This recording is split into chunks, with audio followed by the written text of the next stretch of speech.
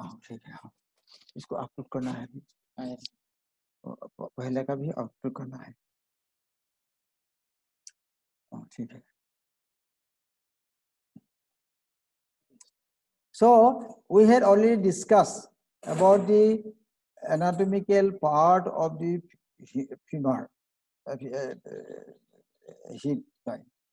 So we had talked about the anteversion, we have talked about the CCD, we have talked about the capsule, we have talked about some other features also. Then we had discussed about the peculiarities of the blood circulations in neck of the in femur. That we talked about the vessels which have contributed the extracapsular ring, and it is going towards the head, which are known as retinacular vessel. These are retinacular vessel. So retinaculum is here, which is devoid of the characteristic of your periosteum. Does not have this property of periosteum, but is a layer which is there in the neck, and that helps in your retention, and the vessels are going in a way. Initially they are extra, then intra, then at a time it is inside the bone. That is why intraosseous. So blood supply we have discussed, and we all said that the blood supply is very important. And in case of your fracture, neck femur, which is more proximal to this head part, the chances of injury is more, because most of the vessels are intraosseous. But if you go towards the periphery, the chances of injury to vessels are a bit less. So because the vessels are yet to be intraosseous. Here, vessels are a bit extraosseous. The chances of injury is a bit less, and the chances of healing is more. Since the vessels injury is less, the healing is more. So we also discuss about the Powell's angle, the importance of the fracture line making angle with the floor or the horizontal line is the important thing. More towards the longitudinal axis, more towards the vertical line, and then it is shearing force is more, and that is why displacement chance is more, but the chances of union is less. But if the fracture line is towards the horizontal line, the chances of union is high. Then we also talked about the Gardner's classifications of the 4 grades. One is the only incomplete fracture, another is your incomplete fracture, undisplaced, another is a complete fracture, no displacement, another is your complete fracture but partial displacement, another is your partial complete fracture, complete displacement. There is 4 groups of your fractures in Gardner. One is incomplete, 2 is complete but no displacement, 3 is complete and partial displacement, 4 is complete displacement and complete fracture and complete displacement. So clinical features, as I said, in case of elderly patient is a trivial injury, but in case of young it is because of a high velocity trauma. Once there is a fall or a fracture there, many times patients have the pain and unable to walk on it.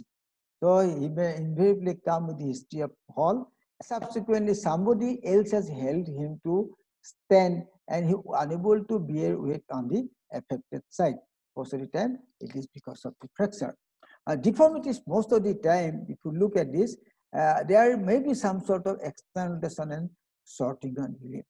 The external rotation and shortening, of course, is more characteristic in sort of trochanteric fracture, where outside the neck, fracture is happening at the trochanteric level. This is more profound. But in case of fracture neck femur, also to some extent, you can get this external rotation and shortening of the limb. So tenderness will be there at the anterior joint line. That is your inguinal point, then and come down a bit below. A place there, you will find tenderness there. So then you can say.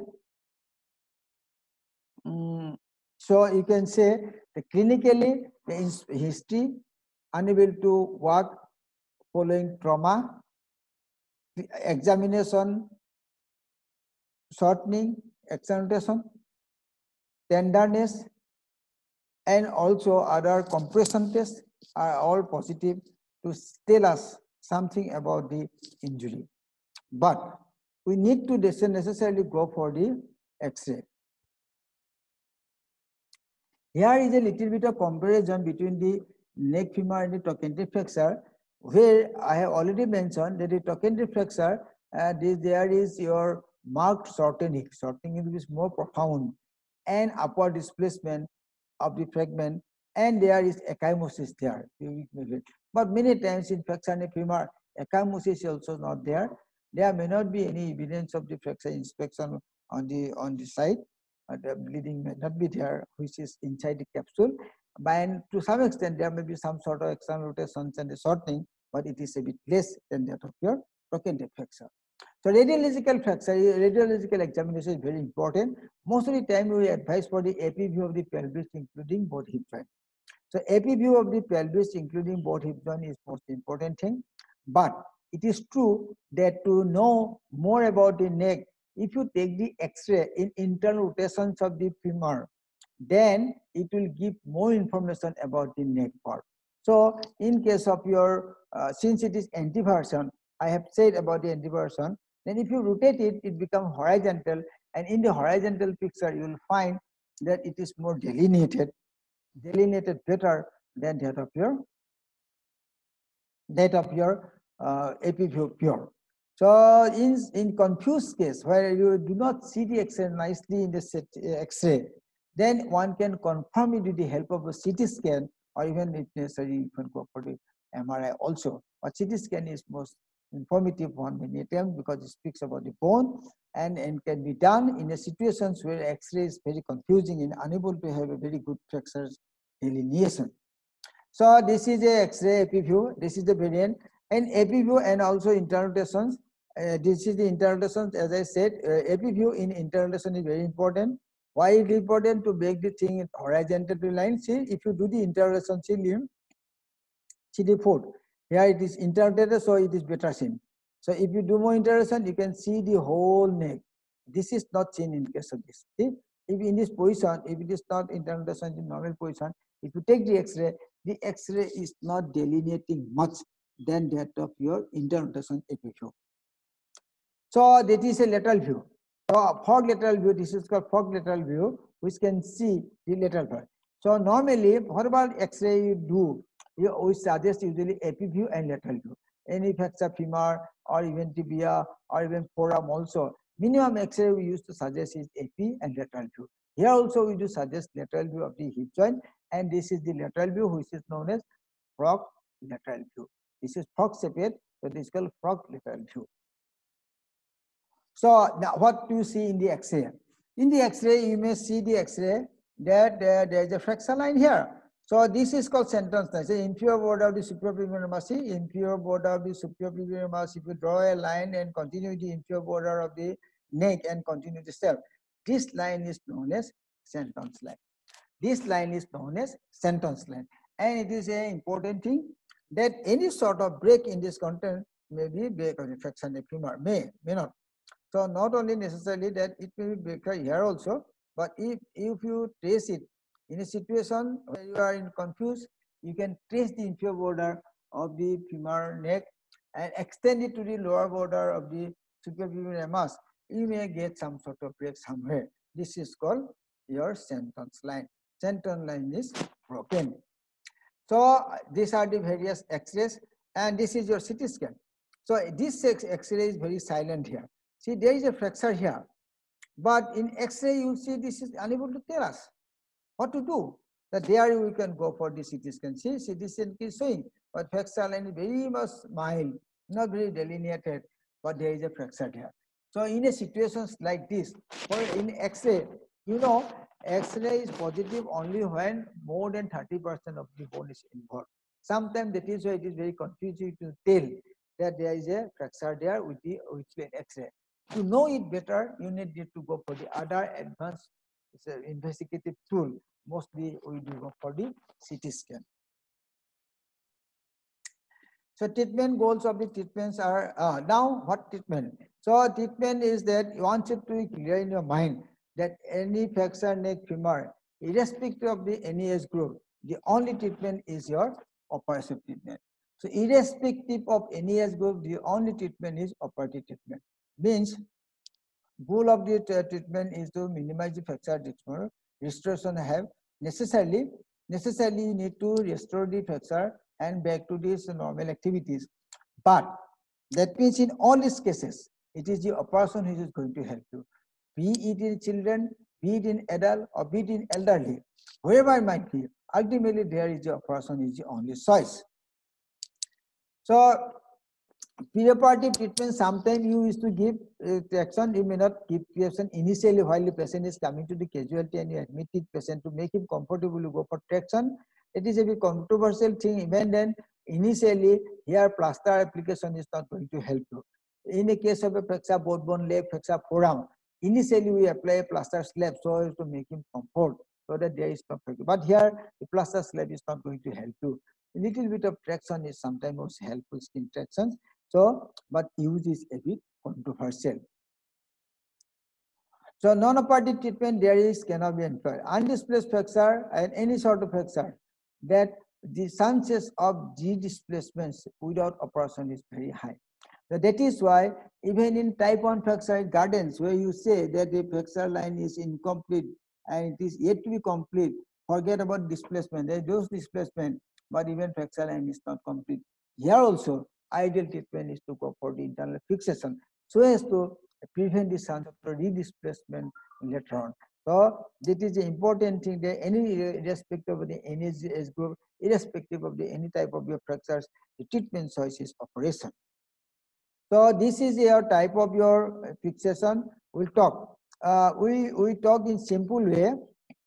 There, what is modality of treatment? Modality of treatments are basically two. One, we want to save the head. Another, we have to replace the head. Now, where to save? Saving is done as long as possible. That means from if the patient is having fracture either 1 year up to 70 years, we try to, with 60 years or 70 years sometimes, because longevity is there. So we try to preserve the head. The head preservation is essential. The natural head is the best. But if the patient is having 90 years, 95 years, 80 years, 85 years, in this situation, if the fracture neck femur is taking place, in this age group, instead of going for this fixation or preserve the head, we would like to go for replacement. That means removal of the head and replace with a other thing. So up to 60 years, nowadays, earlier days we used to say 50 years. But nowadays, since the life expectancy is high and the bone quality is good, and in this situation, one should preserve the head. But if you go ahead and there is osteoporosis, patient's condition is not good, no point keeping the head, but one should replace it with a replacement. So there's basically two types of your So displaced fracture, young fracture, it says that this is called urgent. It is better to do earlier is better. So reduction in internal fixation is done with multiple screw fixation. So we'll show what is this. So in this is called close reduction internal fixation. Why it is close fracture? That means it is not a open, though it is operative fixation, but we have not opened the fracture side. We are opening this file here, only do the manipulation by under in C arm, do the reduction and do the fixation. You have not opened the fracture side. This is called close reduction, but internal fixation. Close reduction, internal fixation. These are various techniques by the canceller screw, multiple canceller screw is the most important thing. Then this is sometimes being replaced by DSS. This is called dynamic hip screw. They can be done for the fracture femur also. And there is some other techniques also wherever you are doing the fixation. But all the modalities was speak operation may be different, but it speaks about the various speaks about the conservation. But the conservation of what? Conservation of the head. We are trying to save the head. So various modalities of various instrumentation is possible to save the head. But in those cases where the elderly person, 90 years, 85 years, more even person who is not going to live long, in those cases, we are trying to replace the head. So see the head is being replaced. This is a prosthesis. This is the osteoprosthesis. What you are doing? You are removing the head part here. You are preparing the remaining part of the neck. Then you replace it with a prosthesis. This is called replacement. This is called hemi replacement. Why?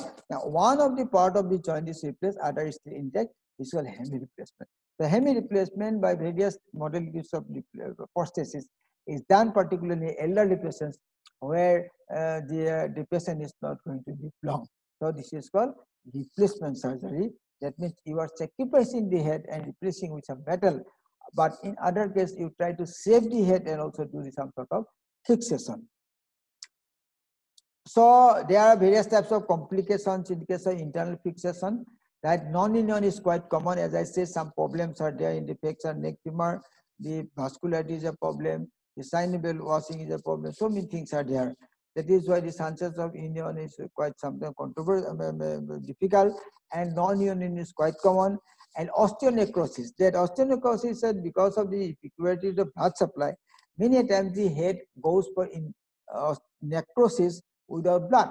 This may happen even later on also. Suppose in the patient is operated today, doing fine after six months, walking again, but he may end up with a osteonecrosis after 4 years, 5 years. It happens.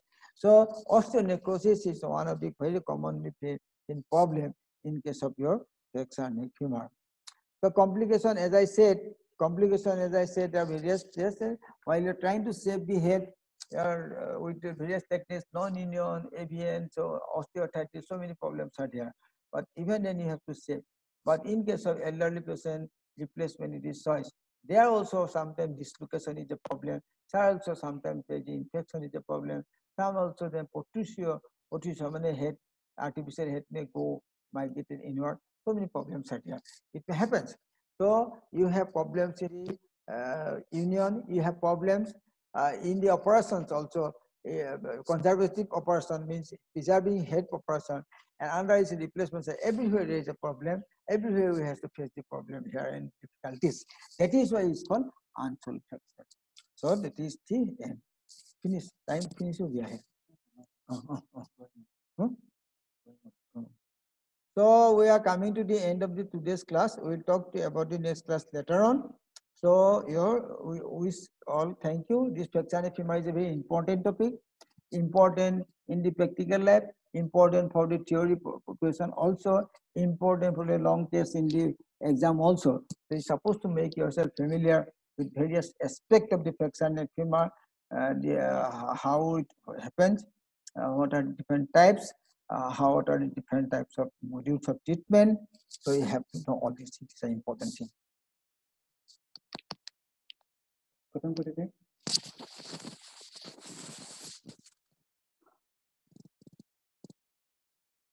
Rajarshi Das?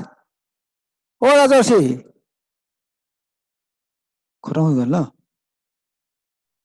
Yes, sir. Rajarshi? Yes, sir. Aji bujila na kotha to? Yes, sir. Very good. Aji pehi bade ghar goi pelai. Yes, sir. Very good. Attendance di diba ha pisat.